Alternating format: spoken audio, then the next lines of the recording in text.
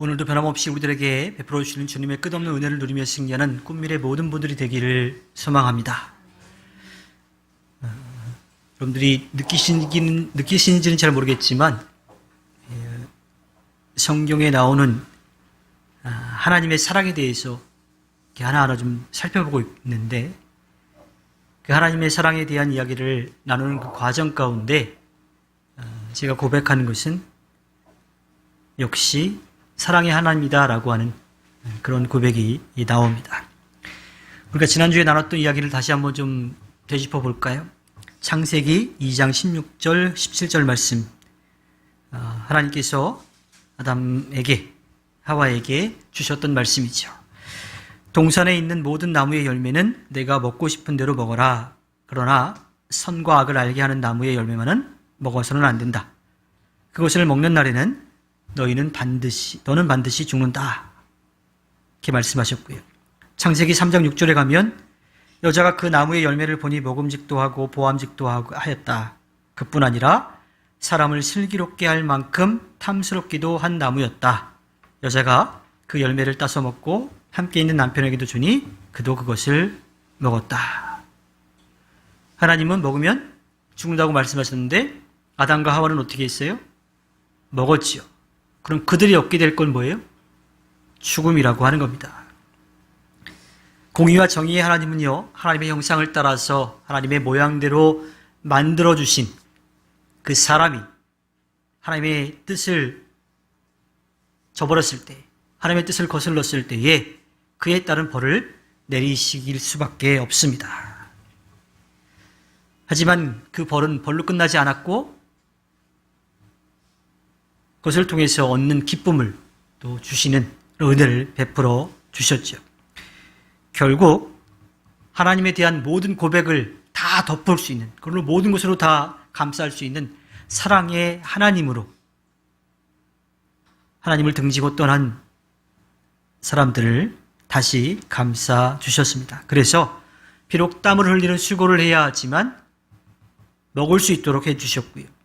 아이를 낳는 고통은 있지만 생명을 얻을 수 있도록 해주셨습니다. 즉 죽음에 이르는 벌이 오히려 살아갈 수 있는 힘이 되도록 그렇게 은혜를 베풀어 주신 거지요. 오늘 말씀 20절을 보면 이렇게 되어 있습니다. 창세기 3장 20절에 아담은 자기 아내의 이름을 하와라고 하였다. 그가 생명이 있는 모든 것의 어머니이기 때문이다. 하와라고 하는 말 자체가 생명이라고 하는 말이에요. 여러분들 주먹 쥐고 일어서라고 하는 말을 들으면 뭐가 떠오르는 게 있나요? 역시. 감사합니다. 제가 예전에 이렇게 말씀드리면 아무도 공감하지 못하셨거든요. 네. 저보다는 좀 윗세대이긴 하시지만 그래도 공감하는 부분이 있군요. 1990년에 개봉한 케빈 코스트너가 제작하고 연출하고 또 주연을 한 늑대와 충울이라고 하는 영화예요. 미국의 서부 개척 시대에 북부 연합군에 있었던 이 군인이 인디언 수족이라고 하는 그 인디언이 되는 그런 이야기를 담고 있는데, 그 주인공의 이름이 늑대와 충울이라고 하는 이름을 얻게 됩니다. 영화에 나오는 인디언들의 이름은요 다 독특해요. 그 사람들의 특성들, 그것을 담고 있죠. 그래서 10마리 곰, 또 머리에 부는 바람, 발로 차는 새, 이런 이름들이 있습니다. 근데 이 주인공 이름이 왜 늑대와 충울이 됐냐면요, 그 주인공 근처에 계속 늑대가 어슬렁어슬렁 거리고 다닌 거예요. 그래서 그의 이름을 늑대와 충울이라고 이름을 지어줬고요. 또 그 주인공의 아내가 되는, 먼저 이 인디언이 된, 원래도 인디언 부족은 아닌데 인디언이 된 그 여자의 이름이 바로 그 아내가 되는 이름이 주먹 쥐고 일어서라고 하는 이름인 거죠. 그래서 그 영화에 나오는 인물들의 그 이름들이 그 인물 존재의 특성을 좀 담고 있습니다. 성경에 나오는 사람들의 이름도 그 인물의 특징을 담고 있죠. 자, 그런데 하나님의 말씀을 거스르는 여자의 이름을, 죽음에 이르게 돼야 될 그 사람의 이름을 남편인 아담이 하와라고 부릅니다. 뭔가 좀 안 맞지 않아요? 잘못해서 벌을 받아가지고 죽음에 이르게 되는데 그 이름을 생명이라고 다 짓는다라고 하는 것. 이것은 하나님께서 그들이 잘못해서 벌을 내리셨지만 벌로 끝내지 않고 또 죽음에 이르게 되겠지만 죽음으로 끝나지 않게 그 생명을 이어갈 수 있도록 해주시는 그 모습을 우리가 발견할 수가 있습니다. 창세기 3장 7절에 가면요, 두 사람이 하나님께서 먹지 말라고 하신 선과 악을 알게 하는 나무를 먹자 그 눈이 밝아졌다고 그랬어요. 그 눈이 밝아져서 무엇을 알게 됐냐면 자기들이 벗은 몸인 것을 알고 무화과 나무 잎으로 치마를 엮어서 몸을 가렸다라고 되어 있습니다. 아담과 하와는 처음에는 옷을 입지 않고 있었는데 그것이 수치스러운지를 몰랐던 거죠. 그저 편하게 하나님이 만들어주신 그 세계 가운데 함께 어우러져서 살았던 거예요. 하지만 하나님의 뜻을 거스르자 아담과 하와는 하나님 앞에 설 수 없는 존재가 되었습니다. 부끄러움이라고 하는 것을 알게 된 거예요. 수치스러움이라고 하는 것을 알게 된 겁니다. 하나님으로부터 받는 벌 중에 가장 큰 벌이 뭘까요? 하나님을 만나지 못하는 거예요. 하나님 앞에 설 수 없는 그러한 상태가 되어버린 거지요. 그래도 하나님은 아담과 하와를 만나주십니다. 그들을 찾고 부르시죠. 숨어있던 그들을 불러내서 다시 만나주십니다. 만나자마자 바로 뭐라고 얘기하시는 것이 아니라, 혼을 내시는 것이 아니라 왜 그렇게 됐는지를 물으세요. 그리고 그 과정 하나하나를 들으시고 그들이 잘못한 것을 깨닫게 하시고 뉘우치게 이렇게 도와주시죠. 안타까운 것은 우리가 지난주에도 나눴지만 아담과 하와가 자신의 잘못을 뉘우치기보다는 다른 사람들에게 그 책임을 전가하기에 바빴던 모습을 보게 됩니다. 사랑의 하나님이시지만 또 공의와 정의의 하나님이시기 때문에 잘못한 것에 대해서는 분명히 따끔하게 혼을 내셔요.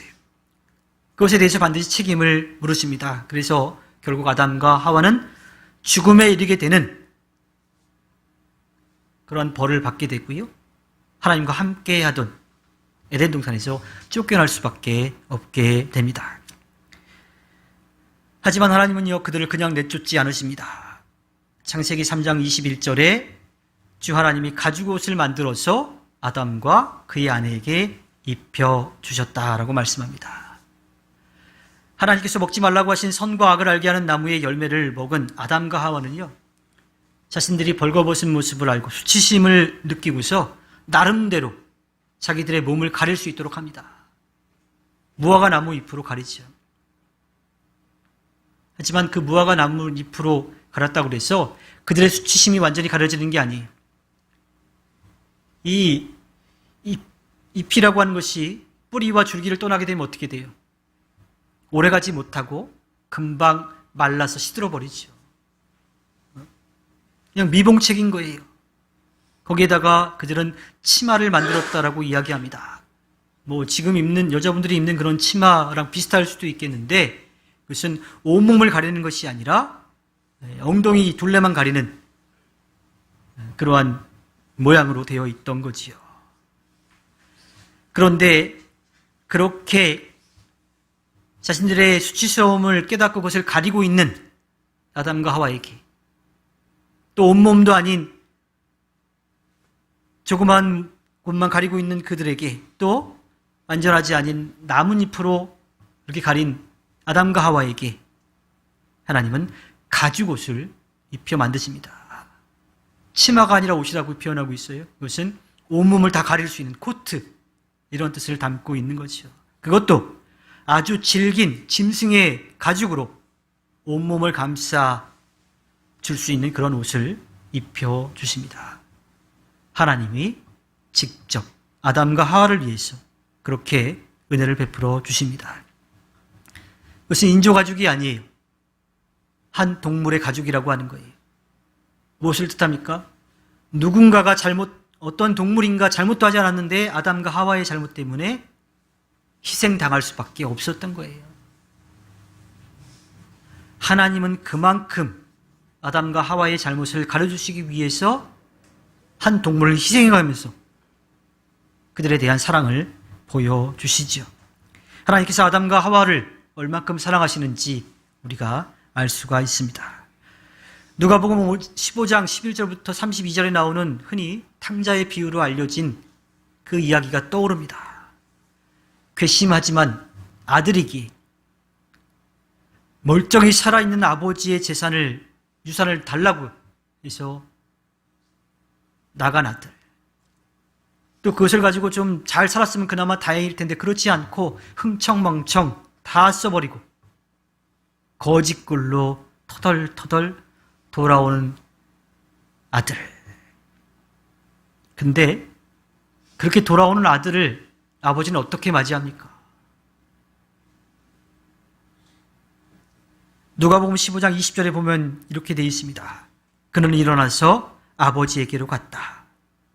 그가 아직도 먼 거리에 있는데 그의 아버지가 그를 보고 측은히 여겨서 달려가 그의 목을 껴안고 입을 맞추었다. 어떤지 상상이 되세요? 그 아들이 괘씸하게 아버지 살아계신데 재산 달라고 그래가지고서 나갔어요. 흥청망청 다 쓰고 거짓글로 돌아오고 있어요. 근데 그 아버지는요, 괘씸함보다도 아들이기 때문에 빨리 다시 돌아와서 우리가 행복하게 살았으면 하는 그러한 마음으로 아들이 떠나간 그때부터 한순간도 빼놓지 않고 매일매일 아들이 돌아오기를 기다리고 계셨던 거죠. 그러니까 먼 발치에 있어도 아들인 걸 알고서 신발도 신지 않고 달려가서 아들을 맞이하는 겁니다. 아들은 아버지에게 죄를 지었으니까 그냥 자신을 종으로 대해달라고 그러는데 아버지는 그렇지 않지요. 죽었다가 다시 살아 돌아온 아들이라고 하면서 살찐 송아지를 잡아서 잔치를 베풉니다. 떠난 그 순간부터 돌아오기를 바랬던, 오만불만 기다렸던 그 아버지의 마음을 우리는 그 이야기를 통해서 알 수 있습니다. 하나님은 말씀을 거스른 아담과 하와에게 벌을 내리시지만, 에덴 동산에서 쫓아내시지만, 그들에게 어떤 짐승인지는 모르지만 그 짐승을 잡아서 가죽옷을 만들어서 입혀주셨습니다. 하나님의 말씀을 거슬렀지만 하나님은 아담과 하와를 사랑해 주셨고 그들에게 은혜를 베풀어 주십니다. 로마서 13장 14절에 주 예수 그리스도로 옷을 입으십시오. 정욕을 채우려고 육신의 일을 꾀하지 마십시오.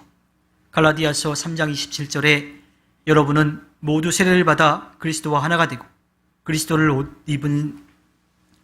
옷으로 입은 사람들이기 때문입니다. 에베소서 4장 24절 하나님의 형상을 따라 참 의로움과 참 거룩함으로 지으심을 받은 새 사람을 입으십시오. 골로새서 3장 10절 새 사람을 입으십시오. 이 새 사람은 자기를 창조한 분의 형상을 따라 끊임없이 새로워져서 참 지식에 이르게 됩니다. 벌을 받아 마땅한데 혼내긴 하시지만 끝까지 지키고 돌봐주십니다. 수치심을 가려주시고 또 그것이 온전하게 가르쳐줄 수 있도록 하나님이 해주세요. 그리고 그 가죽옷은 나중에 예수 그리스도를 통해서 우리에게 온전히 입혀주십니다. 우리의 모든 죄를 대신 짊어지시고 십자가에 못 박혀 돌아가셔서 우리가 용서받을 수 있는 길을 예수 그리스도를 통해서 이루어주시고 예수 그리스도로 새롭게 옷 입혀주시는 거지요. 로마서 3장 10절부터 12절 말씀에 보면 의인은 없다. 한 사람도 없다. 깨닫는 사람도 없고 하나님을 찾는 사람도 없다. 모두가 곁길로 빠져서 쓸모가 없게 되었다. 선한 일을 하는 사람은 없다. 한 사람도 없다. 우리가 하나님 앞에 의롭게 섰기 때문이 아니. 하나님께서 그저 의롭게 여겨주셨기 때문입니다. 어노인팅에 예수 피를 힘입어라고 하는 찬양의 고백이 있어요. 그 가사는 이렇습니다. 나를 구원한 주의 십자가 그것을 믿으며 가네. 주의 보좌로 나아갈 때에 나 여전히 부족하나 나를 품으신 주의 그 사랑 그것을 믿으며 가네. 자격 없는 내 힘이 아닌 오직 예수님의 보혈로 십자가의 보혈, 완전하신 사랑 힘입어 나아갑니다. 십자가의 보혈, 완전하신 사랑 힘입어 예배합니다. 여전히 부족하지만 하나님은 우리를 사랑해 주시는 거예요. 여전히 부족하지만 하나님은 우리를 의롭다라고 여겨주시는 겁니다. 그래서 우리가 감히 하나님 앞에 설 수 있게 된 거지요. 우리를 향한 하나님의 사랑을 볼 때마다 그 말씀을 제가 준비하고 또 계속 만들어가는 그런 과정 가운데요. 저는 감탄에 감탄을 할 수밖에 없어요. 다 알고 있는 그런 말씀임에도 불구하고요. 하나님 어쩌면 이렇게 하실 수 있을까라는 생각이 들어요. 그래서 엉뚱한 생각도 듭니다. 하나님 속도 없으신가? 뭐 잘한 게 있다고, 뭐 예쁜 게 있다고 하나님을 등지고 떠난 우리에게 아들까지 내어주시면서 끝까지 사랑하실까? 또 돌아올 길을 열어주시고 돌아오기를 간절히 기다리고 계실까 하는 그러한 마음이 듭니다. 그에 대한 답은요, 사랑하시기 때문에 라고 하는 답밖에 없어요. 다른 이유가 없는 거예요. 하나님이 우리를 사랑하시기 때문에요, 우리를 하나님이 정해놓으신 그 자리까지 끌어올리시는 게 아니라 우리가 할 수 있는 데까지 하나님께서 내려오신 거예요. 그게 하나님의 사랑이에요. 그게 예수 그리스도가 이 땅에 오신 이유입니다. 부족하고 연약한 우리를 인정해 주시고 그 기준을 낮추셔서 우리가 하나님 앞에 설 수 있도록 해 주신 거예요. 우리를 이해하고 우리를 배려하고요, 인정해 주신 겁니다. 또 그렇게 해주셨음에도 불구하고 여전히 하나님을 등지고 떠나 있는 우리를 향해서요, 행여 하나님의 뜻을 떠나서 엉뚱한 길로 가다가 혼나지는 않을까 하는 그러한 안쓰러운 마음에, 걱정하는 마음에 언제나 곁에서 우리를 도와주시는 거지요. 혹시라도 엉뚱한 길로 가면 다시 돌아와야 하는데, 빨리 돌아와야 되는데 하며 안타까워하시면서 기다리고 계십니다. 어떻게 보면 창세기에서 하나님은 이 세상을 우리를 위해 만들어 주셨고 우리가 살아갈 수 있도록 해주셨어요. 우리를 그만큼 인정해 주셨는데 그 시작부터 우리는 삐걱거리면서 하나님을 등지고 떠났어요. 하나님의 말씀을 거스르고 그에 따른 벌을 받게 되었습니다. 하지만 그들을 벌하시지만 그를 완전히 버리시진 않지요. 아담과 하와에게 가죽옷을 입혀 주셨습니다. 그 하나님은요, 지금도 우리를 사랑하세요. 로마서 5장 8절 말씀에 우리가 아직 죄인 되었을 때에 그리스도께서 우리를 위하여 죽으셨습니다. 이리하여 하나님께서는 우리들에 대한 자기의 사랑을 실증하셨습니다. 뭐 우리가 그 값을 다 치렀기 때문이 아니에요. 그 값을 대신 치러주신 거죠. 우리의 모든 죄를 용서해 주시기 위해서 아들을 이 땅에 보내주셨고요, 십자가에 못 박게 하셨습니다. 예수님은 그 하나님의 뜻에 따라 이 땅에 내려오셨고 기꺼이 자신의 생명을 내어주셨습니다. 또 그 일을 알 수 있도록 성령께서 곁에서 도와주시며 지혜를 주시고요, 또 우리가 주님 뜻대로 살아갈 수 있도록 우리의 길을 가르쳐 주시고 이끌어 주십니다. 그 하나님의 사랑과 은혜를 깨닫게 해 주시죠. 우리가 뭘 더 바랄 수 있을까요? 그 이상 우리에게 필요한 게 없지요. 1991년에 발표한 김국환의 타타타라고 하는 노래 가사에 보면 산다는 건 좋은 거지 수지 맞는 장사잔소, 알몸으로 태어나서 옷 한 벌은 건졌잖소라고 그렇게 노래해요. 근데 하나님이 우리에게 옷을 주셨는데 그 옷은요, 얼마나 값진 옷인지, 얼마나 튼튼한 옷인지, 또 얼마나 완전한 옷인지 아담과 하와가 만든 무화과 나무로 잎으로 만든 그러한 치마가 아니라 아주 질긴 가죽으로 만든 온몸을 다 덮을 수 있는 그러한 가죽 옷을 입혀주셨습니다. 그것도 우리를 위해 생명을 내어주신 예수 그리스도를 통해서 입혀주신 거죠. 제가 이야기 나눔 시간에 가장 좋아하는 옷이 무엇인지 여쭤봤고요. 그런 이야기들 가운데 뭐 편한 옷도 있었고요. 또 뭐 처음 커플티였기 때문에 또 좋아한다라고 하는 이야기도 했는데요. 가장 좋은 옷은요, 비싸고 유명 메이커 명품 이게 아니라 나에게 필요한 옷이에요. 잘 때 입을 잠옷이 필요하고 편하게 입고 다닐 청바지가 필요하기도 한 거고요. 저처럼 목회자로서 그 역할을 할 수 있도록 좀 제 자신을 좀 돌아볼 수 있는 그런 옷이 필요하기도 한 거고요. 가장 좋은 옷은 내가 필요하고 나한테 딱 맞는 옷인 거죠. 하나님은 아담과 하와에게 가장 필요한 또 가장 맞는 옷을 입혀 주신 겁니다. 하나님은 지금도 우리에게 가장 알맞은 옷, 또 필요한 옷을 준비해 주고 계십니다. 그것은 이 땅에서 성령의 능력을 힘입어서 하나님의 자녀로 예수 그리스도의 증인과 제자로 살아가는 그 모습입니다. 우리가 그 옷을 멋지게 입어야 돼요. 그리고 그 옷을 입은 그 옷에 맞는 삶을 살아가야 합니다. 여러분, 하나님께서 우리를 위해서 그렇게 베풀어 주신 사랑을 기억하면서 또 우리에게 입혀주신 그 옷을 입고 그에 맞는 삶을 살아가기를 바랍니다. 그 옷을 입고 주님의 뜻을 따라 살아가고 주님의 귀한 일을 기쁨으로 감당해서 주님께 기쁨을 드리는 꿈밀의 모든 분들이 되기를 주님의 이름으로 부탁드립니다. 기도하겠습니다. 이 시간 함께 나눈 말씀을 기억하면서 다 함께 다짐의 기도를 하겠습니다.